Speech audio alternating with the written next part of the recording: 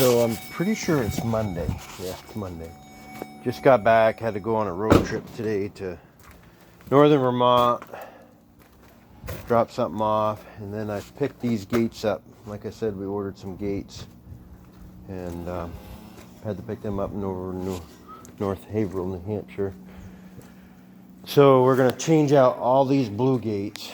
We'll go down in the other end of the barn. We didn't have enough gates to do the whole barn anyways. We got tractors down there, but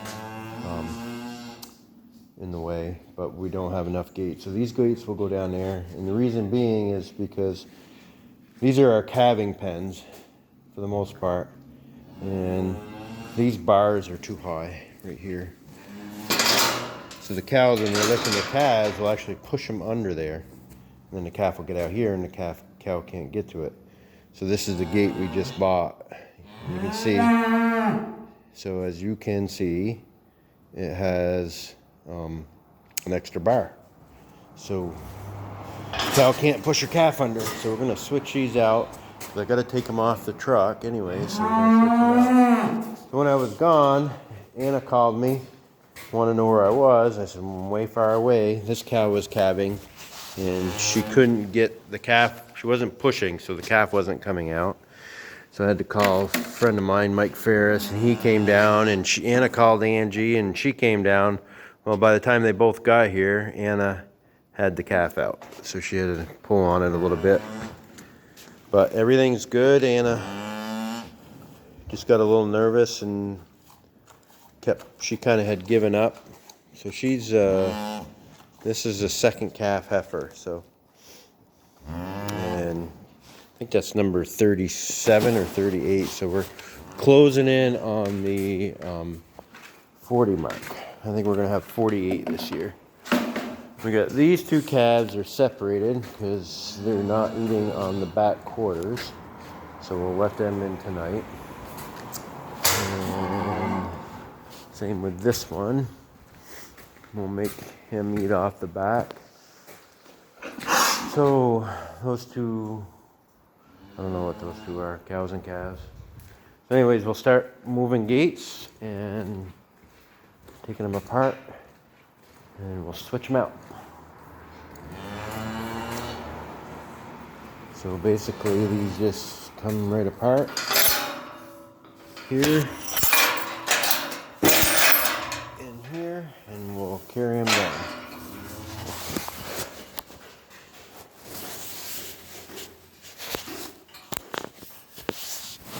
Trying to pause it, I can't pause it. So we got all the blue gates moved out. That cow is in the headlock, so she can't go anywhere as the calf's focused on eating. We got all the old gates, other gates, over here in two piles. We put all the really good ones over there, and these are a little bent and we'll use them somewhere else. So they're called an economy gate, and they are really kind of economy. And the cows like to put their butts up on these and itch them, so they bend them really easy. These red ones are a little more ruggeder, so we'll start taking them off the truck here and setting this all back up, and then we'll do this side. So this is what we gotta do. I don't know how many tricks, but a bunch.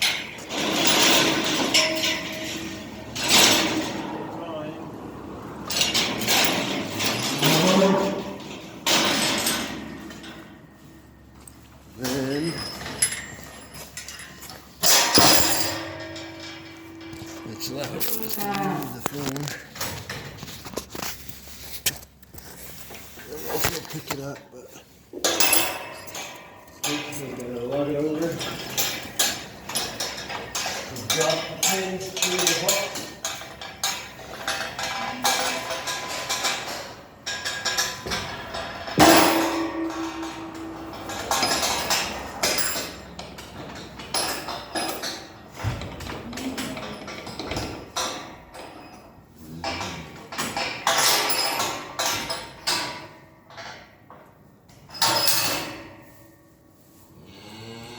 We're gonna do that 8 times, I think, 2 per pen. So there's just a, I'll show you real quick. There's a eye hook right here, and one in the cement down here. And that's what holds it in place. I don't know why that one's not going down. That washer's holding it. And then the front part will lock in right here, and then you'll make a gate.